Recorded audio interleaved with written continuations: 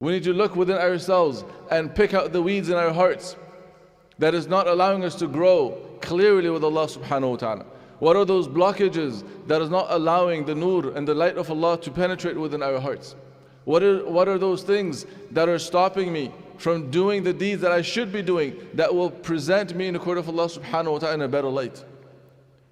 So this is the time where we need to go and change them. And this is a time where we need to capitalize on the moments. We need to capitalize on our time. That every second counts, every day counts, every moment of change that I can bring within myself will count.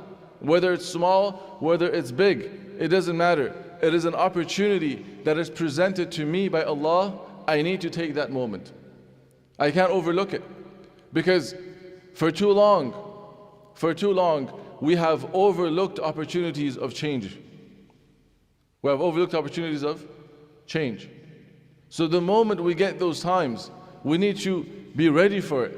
If a person doesn't prepare himself, he doesn't train himself psychologically, spiritually, you're not trained to make those decisions when the time comes, then you'll never be able to do them.